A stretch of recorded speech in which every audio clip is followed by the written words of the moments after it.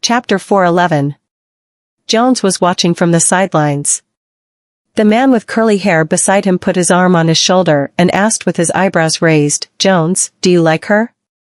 "Me?" Jones glanced at him and grinned. "Yeah, but unfortunately, she's married." "She's married? Well, that means no more chances." The man with curly hair shrugged. Jones took the golf club and hit the ball off the lawn, but it seemed to miss the mark. The blue-haired fellow at the side chuckled. "Ms. Zora seems to be pretty good at this." He was looking at Maisie. And Jones followed his line of sight. Not far away, Maisie put both hands on the club and hit the ball into the hole with great precision. "Yeah, you're right," Jones commended as a hint of appreciation crossed his eyes. There were very few women around him who could play golf, as most of the socialites were not into an outdoor sport like this one. Maisie was so focused that she didn't even notice when Jones was standing beside her.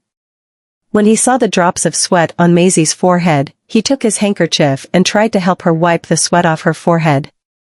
Sherry suddenly came up to him and grabbed his hand. "What are you doing?" Maisie was stunned. She turned around and looked at him incredulously. Jones was dumbfounded by his sudden action as well. Embarrassed, he withdrew his hand and said, "I'm sorry for making your friend misunderstand. I didn't mean anything. If it were other female friends of mine, I would probably do the same." Sherry fixed a sharp gaze on him. She knew that this fellow was up to no good. Maisie smiled and replied, "That's very kind of you, Mr. Jones. So he will do this to all his female friends?" "Well, that's good, but isn't that a little bit inappropriate? Shouldn't we be kind to our female friends?" Jones replied with a smile. Suddenly, Maisie felt an intense gaze on her. She turned her head around and realized that Nolan and his gang were walking toward her. Quincy had already noticed Nolan's displeasure. He looked toward Maisie, who was standing very close to Jones, and felt that Maisie was really bold. Maisie placed the club on the ground and met Nolan's gaze straight. After all, only those who had done something wrong wouldn't dare to look others in the face.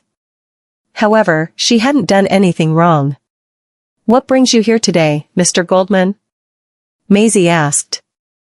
Quincy was stunned, and he turned around to look at the man beside him. As he expected, Nolan's face was dark. Even Quincy could sense it, so how could the rest of them not? Jones looked in the direction of Nolan's gaze, and he knew that he was looking at Ms. Zora. Besides, judging from the displeasure and possessiveness in his eyes, he knew that they were more than acquainted with each other. Nolan did not answer her question. In the next second, he took a step forward, grabbed her wrist, and pulled her into his embrace. Without waiting for Maisie to make any response, he planted a kiss on her lips. Maisie was stunned, and her clear eyes constricted a little. She did not expect him to do this at all. The people around were equally surprised as well. He reluctantly left her lips only when Maisie tried to push him away. Her face was flushed, and she looked charming. It took Nolan a great amount of effort to suppress the desire that surged in the depth of his eyes. He secured her tightly in his arms, clapped his hand on the back of her waist, and asked, "Did you have a good time, sweetheart?" Chapter 4:12. The people in the surrounding area gasped in surprise. Wasn't Ms. Zora married? Then why was Mr. Goldman calling her sweetheart? Could it be that Ms. Zora and Mr. Goldman? Maisie gnashed her teeth in his embrace. "Sweetheart? Huh." She then said in a voice that only Nolan could hear, "Do you think this is fun, Nolan?" Nolan greedily took a sniff of her hair and reveled in the fragrance, his eyes deep and dark with desire. He wouldn't allow any man to peek at his woman. However, he couldn't make her identity public yet since there were too many people in Stosslo watching him.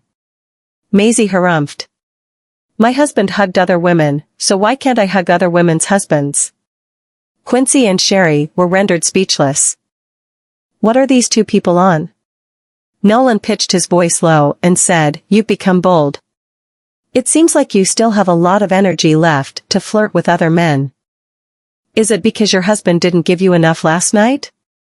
Maisie drew a circle on his chest with her fingertip and said with amusement, "Then why don't you give me some of yours, Mr. Goldman?" Nolan grabbed her wrist and hissed through gritted teeth. "Just you wait." He then turned around and talked to the people around him, his voice flat. "I'm sorry, my sweetheart and I have something to attend to, so we'll take our leave first." He dragged her away without giving other people to say anything. The rest of the people looked at each other in shock. Ms. Zora was flirting with another man in front of the public while she was married. How daring. As soon as they got into the car, Nolan pressed her under him and planted a kiss on her lips. His deep, dark eyes were hot, heavy, and filled with desire when he was through kissing her. Maisie couldn't breathe for a moment while being kissed by him. Her beautiful face was flushed with embarrassment while her eyes were misted over with tears. "Nolan. You jerk." Nolan clamped tightly on her hands and lifted them over her head. He chortled and said, "Aren't you the one who teased me? Z?" It occurred to him that the woman in front of him was getting bolder and bolder. Blinking her eyes, Maisie replied, "Did I?" Nolan lifted her chin and landed one kiss after another on her. His palm was scorching hot, and it was only then Maisie realized she had gone too far. She grabbed his hand and pleaded, "Can we go back to the hotel first?" "Nolan?" Nolan regained his composure and stroked the corner of her eyes with his fingertip. "As you wish." By the time they got back to their hotel room, Nolan pressed and planted a deep kiss on her. Half of their clothes were gone. He was madly aggressive as he trapped her in a small space. It was only then Maisie realized that she shouldn't simply mess with a jealous man. Just like a ticking bomb, he would explode at the slightest touch. "Z, don't you ever see Jones again," Nolan said as he nibbled on her, leaving his marks on her body to prove she belonged to him. Maisie chuckled. "Are you mad?" There was a mixture of fervent zeal and deep anger in his eyes. "Do you really wish that I'm mad?" Wrapping her arms around his neck, Maisie pressed on. "Then tell me. Why have you come to Staslo?" Nolan refused to answer the question. He pitched his voice low and said, "Z, stay focused." Maisie couldn't ask any questions anymore. She was exhausted and passed out again. Nolan stood in front of the ceiling-to-floor window. He picked a cigarette from the packet of cigarettes on the table. He lit it up and took a long drag on it. As he looked ahead, the light in his eyes dimmed. He would tell her anything, but not this. Quincy called him, and he picked it up. "Where are you now?" Quincy said something, and he frowned. "Let Sherry stay by Z's side these few days. Be sure to follow her closely. No mistake is allowed. I need you to do something for me." Chapter 413. Maisie, who was sleeping with her back facing Nolan, opened her eyes slowly. She had been pretending to be asleep even after Nolan had put on his clothes and gone out. She got up from the bed slowly and wondered what in the world Nolan was so nervous about. He even went out of his way to keep it a secret from her. Maisie was confident that it must be a very important matter, so important that he had rushed all the way to Staslo without telling her the reason why. Suddenly, Maisie thought of something, and a chill rushed down her spine. Is it because of his mother? After all, Nolan's mother had been abducted and murdered in Staslo. Was that the reason he had come here? In the meantime, in the room of another hotel, a man was standing at the floor-to-ceiling window, overlooking the city. He was holding a glass of wine in his hand as he swirled it slowly. He was wearing a slightly opened bathrobe, revealing his firm abs, and further down was a forbidden area that must not be glimpsed. Rowena, who came out of the bathroom after taking her shower, tightened the bathrobe around her body. She gnashed her teeth before asking, "Mr. Kent, can you fulfill your promise to me now?" She had made Nolan come to Staslo, so she had to cherish this opportunity. Slowly, Daniel turned around. He glanced at her with a cold smirk dancing around the corner of his lips. Of course. He put the glass of wine on the table and tapped the side of the glass with his finger. However, there's one more thing you haven't told me. Rowena trembled at the oppressing aura the man exuded. And her face turned pale. Mr. Kent, I already told you everything I know. Daniel flung a photo on the table and asked, who is this woman? When Rowena saw the woman in the photo, she exclaimed, Maisie? Why is she doing? She's in Staslo as well. So you know her, Daniel said, squinting his eyes. Rowena gnashed her teeth and said, of course, I know her. She's the person I want to kill the most. Daniel approached her and cupped his hand on her chin. He looked just like a pit viper, sinister, vicious, and frightening. Is she your enemy? Rowena gasped and replied, yes, it's all because of her that I was kicked out of the Goldmans. She's Nolan's wife and Hernandez's granddaughter. This might get a bit tricky. The De Arma family was a force to be reckoned with. Sensing Daniel's hesitation, Rowena said, Mr. Kent, leave that woman to me. Hernandez is in Zlokova now, so even if anything happens to Maisie, we can shift the blame to the Goldmans. Killing two birds with one stone, isn't it great? Daniel looked at the woman in front of him, whose face was distorted with rage and resentment. He clamped his hand on her tiny neck. He looked as if he was able to snap her neck easily. He pulled her closer to him and grinned devilishly. I like the expression on your face. People always say that one should never mess with a vicious woman. I guess they're right. Rowena was trembling, and her blood turned cold. She had no other choice but to go along with him and smiled. Mr. Kent, it's my pleasure that I can be of use to you. She had gone too far down the road to go back. Only Daniel could help her right now. If she could use him to kill that bitch Maisie, she could make Nolan regret and suffer. Daniel tightened his grip as if he had seen through her mind. You're an evil woman with an evil heart. Do you really think I don't know what you're trying to do? You want me to become your scapegoat. Don't you? Rowena couldn't catch her breath for a moment. Her heart skipped a beat while her lips and teeth were trembling. No. I'm not. Chapter 414. Daniel pushed Rowena onto the bed and relentlessly tore her bathrobe apart. However, he did not have any desire to look at her body. Back then, when Nolan's mother was kidnapped, you were able to push all the blame away from you. You fooled even Titus. So you think your trick would work on me? Compared to humiliation, Rowena had nothing but fear at the moment. She did not even have the nerves to look him in the eye. The most terrifying fact about Daniel was that he was heartless. He did not have a heart for compassion. And he was even more ruthless than the Goldmans. He would not trust anyone easily, and he could see through one's mind through the eyes. He was the most terrifying existence she had ever come across, and that was exactly the reason she had been avoiding him in the past at all cost. Once he got his eyes on someone, he would coil around that person like a snake until one was suffocated. Rowena's blood turned cold, and she stammered, Mr. Kent, I'm not trying to use you as my scapegoat. Daniel picked up the red wine on the table and poured it on her body.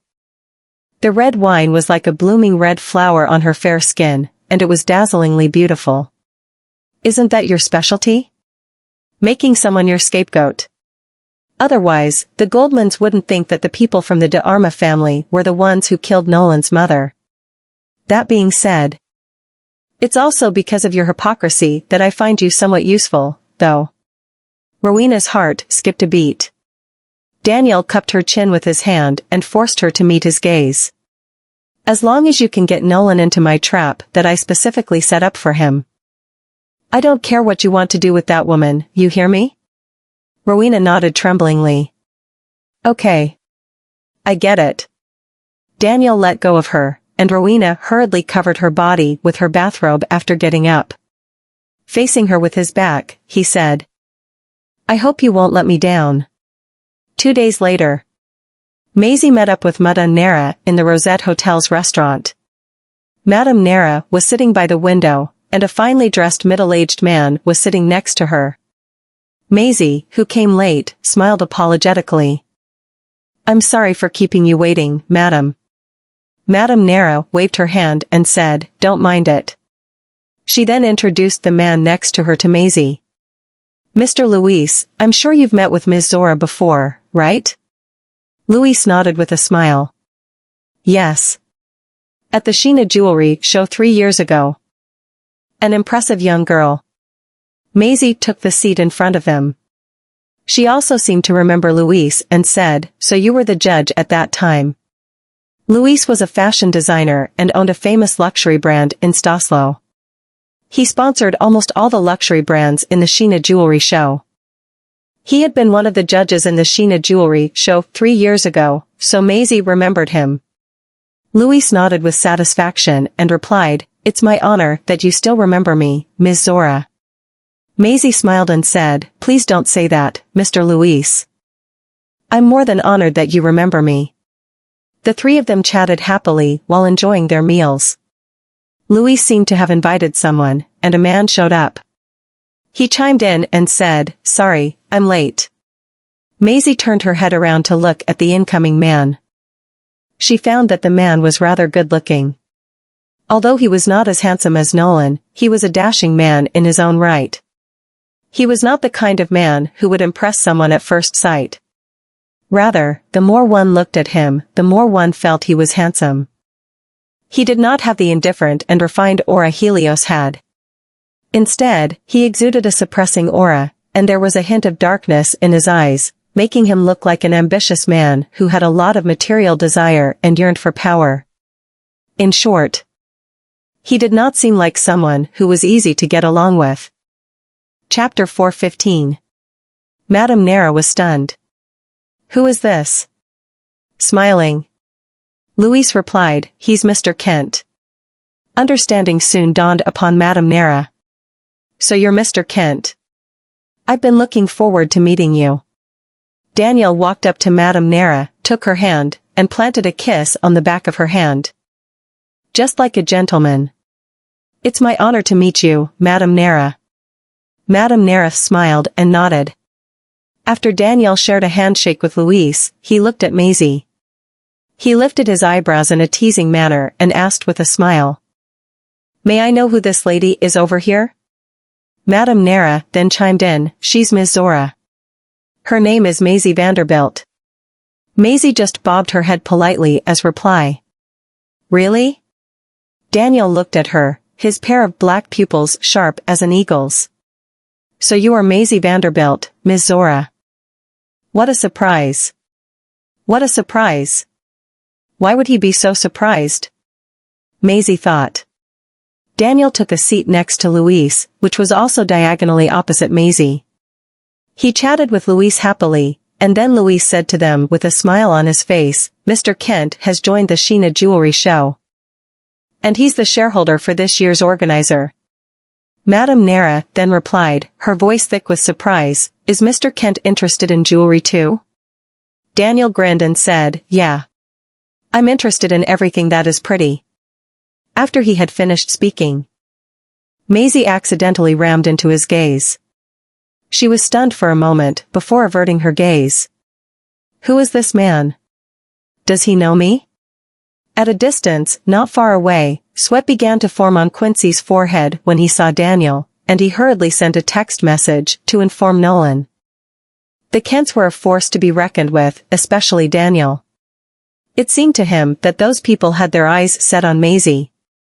After roughly an hour, they finished their meal. Just when Madame Nera was about to go back, Maisie also rose to her feet. "Let me send you back." "Madam." Madame Nera was dumbfounded. Before she could say anything, Luis said, "I'll send Madame Nera back. After all, it's just on my way home." Madame Nera nodded. "That's right. Since you stay in this hotel, I don't want to trouble you." Maisie smiled and did not say anything. After Madame Nera left, Maisie turned around to look at Daniel. "Mr. Kent, I'll be leaving too." Daniel stood up slowly and said, "Let me walk you back, Ms. Vanderbilt." Maisie was stunned. She looked at him in confusion and asked, "Mr. Kent, I've been wondering this for a long time. But, do you know me?" Daniel approached her and leaned toward her. "What do you think?" Maisie did not know if he was doing it on purpose or unintentionally, but she did not like it at all. She froze and chided him inwardly. What a pervert. Daniel then looked toward a spot and grinned slightly. "Did you wear perfume, Ms. Vanderbilt?" Maisie took a step back to keep her distance away from him. Her expression remained the same as she said, "I don't wear perfume, Mr. Kent. I just stay upstairs. So you don't need to walk me back." After that, she turned around and left. Daniel looked at her figure, which was slowly disappearing into the distance, and clicked his tongue. He stroked the corner of his lips with his fingertip as a dark glint crossed his eyes. Wouldn't it be even more interesting to take Nolan's woman away from him? At night, Maisie sat in the bathtub. She looked at the night sky through the window and allowed her thoughts to drift away. She did not have a good feeling toward Daniel. No matter if he was a pervert or not. She did not like him at all. The light in the living room was switched off. Just when she was about to switch the light on, a hand came from the darkness, dragging her into an embrace and covering her mouth. Chapter 4:16. Seeing that Maisie was struggling, a voice echoed. Maisie was taken aback, and when the light in the living room was turned on, she turned around and saw that it was Nolan. "Why are you here?" Maisie felt inexplicably relieved when she saw that it was him. Nolan followed behind her. "I've come to see you." He stretched out his arms and hugged her, his chin resting on her shoulder. The faint fragrance from the shampoo that she used in the shower not long ago chased all the irritability within him away. "Did you meet Daniel Kent today?" After hearing the question, Maisie did not push him away but paused for a split second. "Daniel Kent?" Nolan did not respond. Maisie turned around and looked into his deep and gloomy eyes. "Nolan, do you know Mr. Kent?" A wave of warmth sealed her lips. Nolan then pushed her onto the couch and kissed her for a while. That was when he felt a surge of sudden pain on the corner of his lips. Maisie had bitten him. Nolan, whose lip was bitten, squinted his eyes, letting off a murderous glare. "Did you just bite me again? I'm asking you a question, and all you can think of is to." Before she could finish speaking, Nolan had pressed her body against the couch and kissed her again. A metallic taste gushed into her mouth as her hands that were pushing against his chest were getting weaker and weaker. Her cheeks were flushed due to hypoxia, and she could only let out a few low groans. "Huh." Maisie opened her mouth and panted after getting a chance to breathe. Her eyes looking as clear as a lake. She was glaring at him, but she still looked adorable to him. Nolan could not help but chuckle, but he still sounded serious. "Stay away from Daniel." Maisie laughed out of slight irritation. "You told me to stay away from Jones a few days ago. And now you're telling me to stay away from Mr. Kent?" She raised her eyebrows. "Nolan, you particularly dislike the presence of other men around me, don't you?" Nolan continued talking solemnly. "He's different from Jones. Daniel is a very dangerous man." Maisie paused for a bit and asked again, "Do you know him?" "I won't say that I know him. He's one of the members of the Kents, a noble family, and a leftist." Nolan placed his hand on the back of her head and took her into his arms. "I'm sorry. There are some things that I can't tell you, and I'm doing so just because I want to protect you. In short, the farther you stay away from Daniel, the better." Nolan looked out of the window with his cold eyes. Daniel has clearly set his sights on Z. The others are probably near already. Maisie pushed him away gently. "So that's why you can't disclose my identity in front of everyone else?" Nolan was startled for a moment. He then lowered his gaze and smiled. "My wife is still so smart." Maisie snorted softly and asked in a stern voice, "Do you want me to forgive you?" Nolan lifted his eyebrows. Maisie got up and pressed him down and against the couch. The perfectly ironed suit that did not have any wrinkle on it gave her the urge to want to mess it up. Thus, thinking of something. A trace of slyness flashed across her eyes. I can do that. She then unbuttoned his buttons with her fingertips. I'll forgive you as long as you let me do whatever I want without putting up a fight. The shirt was widely opened with a click. And the body hidden underneath the shirt was exposed in front of her eyes immediately. His muscles were well-defined and firm, and his prominent six-pack trembled slightly. Nolan frowned. His eyes turned gloomy in an instant. Maisie raised her eyebrows and approached him. If you want me to forgive you, at least show me some sincerity. The gloom at the bottom of his eyes vanished as she became more and more presumptuous, and the emotion in her eyes changed. Since when did the little cat that I trained single-handedly has learned to play tricks on me? Nolan's jaw stiffened, and he grabbed her arms all of a sudden. Are you sure that you want to do this your way? Oh, Mr. Goldman. Are you saying that you can't take it when you're not the one in control? Maisie looked at him with her innocent eyes, but her smirk looked exceptionally despicable. Have you ever thought that you'd be controlled by a woman one day? Chapter 417. Stop. Nolan was like a lion that was about to wake up from 100 years' worth of hibernation, and his aura became terrifying nonetheless. Maisie still acted recklessly. Although the blood in his body was already boiling, he tried his best to suppress himself and keep everything under control. You've picked up quite a few bad habits. All humans change. Maisie wrapped her arms around his neck, and her scarlet lips hooked upward slightly. How about begging me? Nolan was helpless. He kissed her in a daze and let off a hoarse voice. Okay, please. The next day. Maisie had just finished putting on her makeup when someone knocked on the door all of a sudden.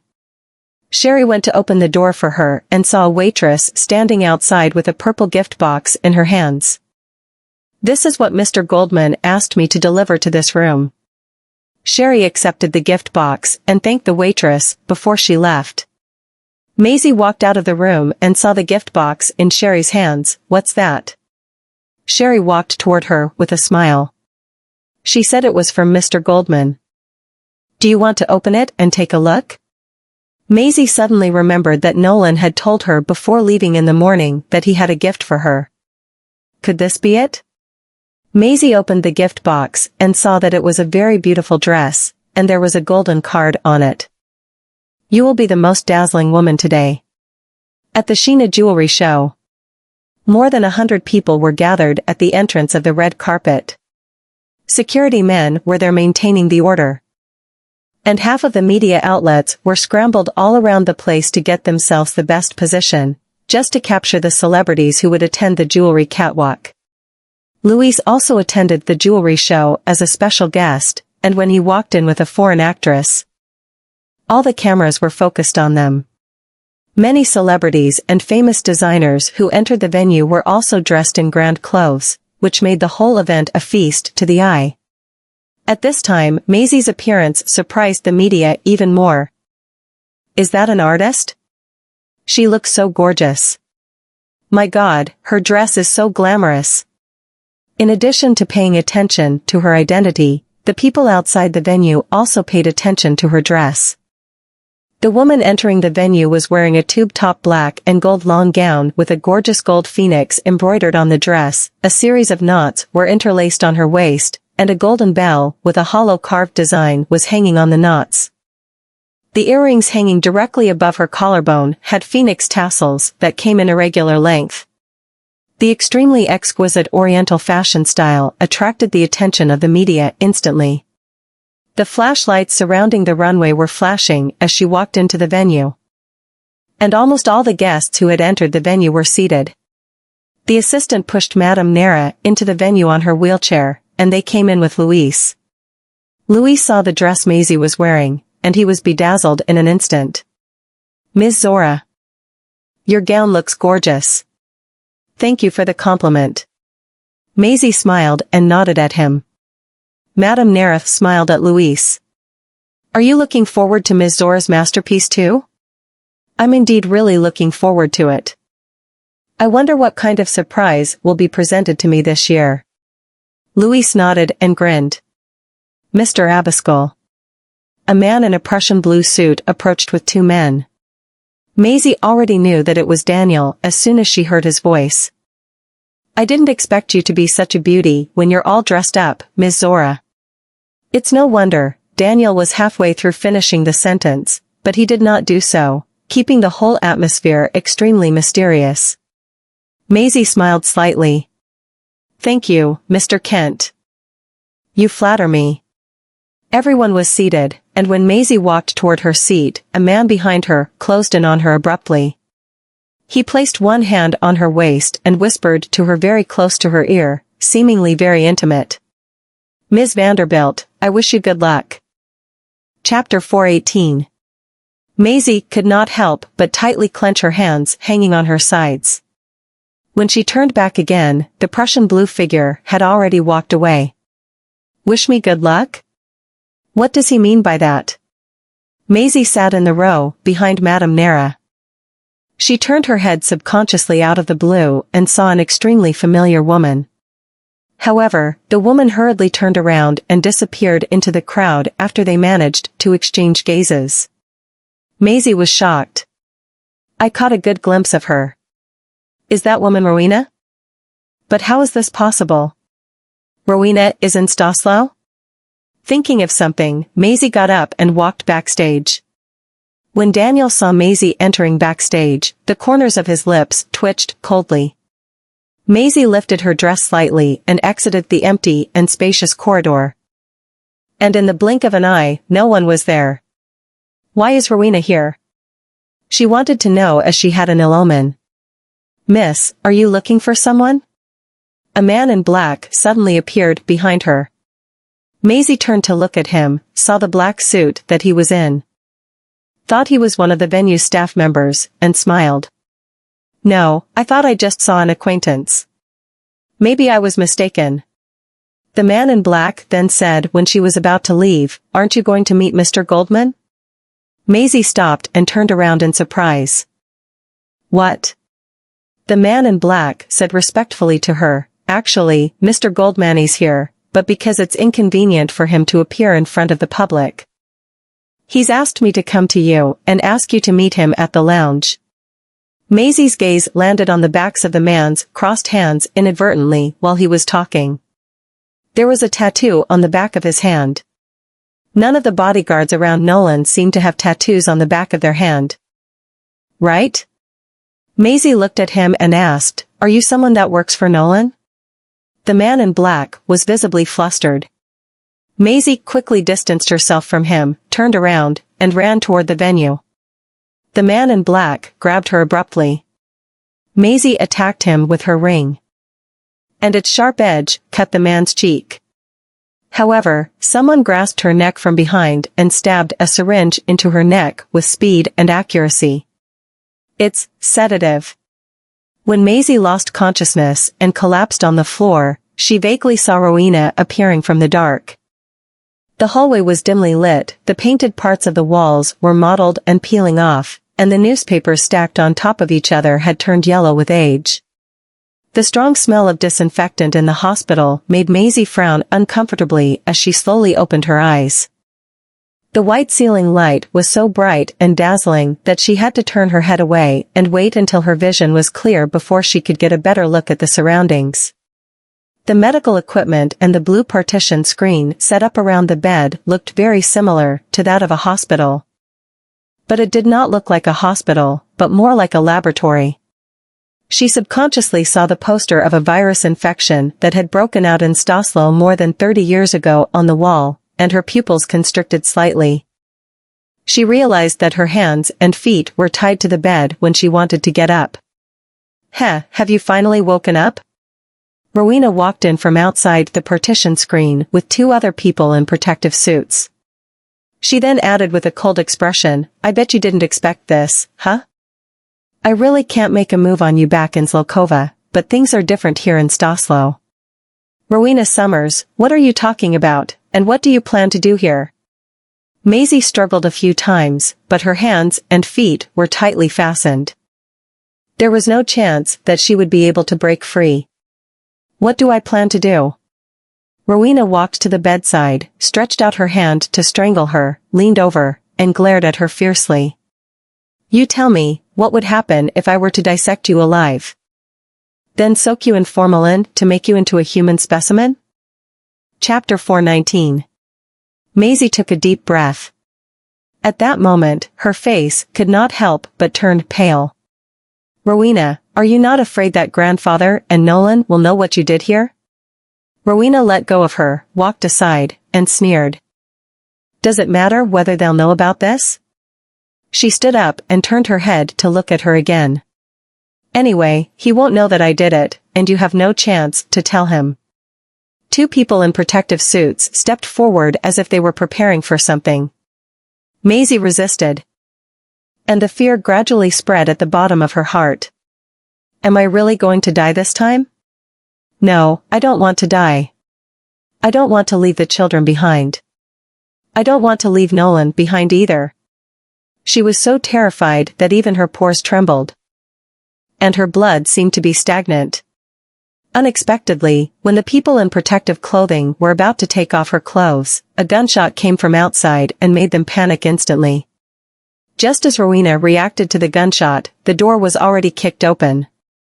And when Rowena saw the man outside the door, she opened her mouth slightly as if she wanted to explain something. Unfortunately, Nolan shot her with a blank expression before she could get a word out of her mouth. The shot pierced her shoulder. Rowena dropped to the floor, clutching her wound in horror, while Quincy came in with a few men in black and subdued the other two people. Nolan walked to the bed, loosened the straps that bound Maisie's hands and feet to the bed, and then picked her up. Seeing her stiff and pale face, he kissed the top of her head and lowered his voice. Z. I'm sorry for this. The moment Maisie saw Nolan, tears could not stop gushing down her cheeks, and she reached out and hugged him. Nolan picked her up and was about to leave with her. Rowena still refused to give up. Crawled over to grab his leg and explained. Nolan, this is not what I want to do. I was forced into doing so. Please believe me. Nolan kicked her away, and Rowena fell back down. The clothes on her left shoulder were already stained with blood. Take them away. He gave his order, carried Maisie, and left in a hurry, without even looking at the woman on the ground. When their men walked out of the gate of the abandoned hospital, more than a dozen smoke bombs came out of nowhere, and the surrounding area was covered in white smog in an instant. Nolan subconsciously held Maisie tightly in his arms. There's an ambush, Quincy shouted hurriedly. Everyone, be careful of your surroundings. They did not know what would happen in the invisible smoke. It was until the smoke gradually dissipated that they vaguely saw more than a dozen men in black walking toward them with guns and were about to pull the triggers. Get out of the way! Nolan shouted, hugging Maisie and retreating behind the wall. Quincy and the others hid behind some obstacles that could be used as covers. Nolan, there's no need for any form of resistance. Come out now if you don't want to implicate your wife. A man that was vaping out of an electronic vape stick got out of a car, while Nolan stuck his head out a little to take a look at the situation. He seemed to get an idea of who the other party was. You Kents want my life this much, huh? Daniel scoffed and responded, the Kents aren't the only ones who want to kill you. By the way, all the Goldman men are really great lovers. You take surprisingly bold risks for your women, whether it's your great-grandfather, Patrick Goldman, or you. You can't escape the fate of being killed by your woman. Maisie, who was in his arms, was astonished. So this is actually Daniel's doing? So they kidnapped me just to lure out Nolan? Aware of Maisie's emotional instability, Nolan supported the back of her head and allowed her to lean on him. Z, trust me. Maisie hugged him tightly and whispered resolutely. No matter what happens, I'll face it with you. Chapter 420. Maisie frowned, wondering how Daniel knew she was related to Nolan, as the latter had never disclosed her identity in Staslo. Could it be Rowena? No wonder Rowena would capture me. Nolan's chin was propped against the top of her head. His heart ached due to the fact that he did not even have the guts to tell her that he had clearly been aware that someone would make a move on Maisie, so the beading on the dress that he gave her had a micro-tracker embedded in it to prevent her from running into a trap. He did not expect that those people would succeed so quickly and that Rowena was working with them. Daniel Kent. Nolan's eyes dimmed instantly as he asked the people out there. Do you really think I would come out here without any backup plan? Daniel was slightly flustered. And a hint of ruthlessness flashed across his dark pupils. Nolan glanced up at the abandoned buildings around them and snorted. Why not take a look at the buildings around you? Daniel raised his head. It was actually their snipers. He cursed deep down. The men in black behind him were still holding guns, but they did not dare to act rashly. After a while, several jeeps rushed to the scene. And the man who got out of the car in a windbreaker adjusted the steel glasses with his fingertips. Mr. Kent. It seems that you've miscalculated this time around. Erwin Lincoln? Daniel's expression looked obviously surprised. Why are you people from the metropolis here? Erwin smiled. Don't worry about why we're here. In short, if you don't want to lose anything, you Kents had better stop. Daniel groaned and got his men to put away their guns. Rowena, who was covering her wound, was also astonished to see that Daniel would actually show the people of the metropolis respect. She had no idea that the Goldmans would have connections with the mysterious organization from Morwich. The metropolis of Morwich was very different from the night banquet. They had the royal family's support, had an extraordinary position in the Morwich's government, and even had royal rights. Nolan and Maisie walked out slowly. Maisie was quite surprised when she saw Erwin. Uncle Erwin? Erwin nodded. Rowena was stunned. It turns out that Maisie is the one who's related to them. Damn it. How is this possible? She did not even dare to look into Daniel's eyes at the moment because she already felt that he was glaring at her with murderous intent. But she really did not know that Maisie had something to do with the people of the metropolis. She had only told Daniel that Maisie had something to do with the de Armas. The de Armas and the Kents are both nobles, but the de Armas are obviously not as valued by the current royal family when compared to the Kents. So even if Maisie was harmed, we could tell Hernandez that it was the Goldmans who hurt Maisie. All the leftists want to see the feud between the de Armas and the Goldmans deepen with this drive. But who would have known that she has something to do with the metropolis? This isn't how things should turn out. Maisie walked up to Erwin, took a glance at them, and finally understood why Daniel had wished her good luck. It turns out that he's the mastermind behind all this. Daniel glanced at Maisie, snorted coldly, led his men into the car, and left. Rowena knew that she would suffer from something worse than death if she were to go back with Daniel, so she looked at Nolan eagerly, hoping that Nolan could take her back. However, Nolan did not even look at her. At the hospital, after Maisie underwent the examination, she sat on the bed in Nolan's coat and heard the doctor talking to the people outside. Don't worry, this young lady has no other injuries other than the sedative injection that she got and experiencing something rather traumatic.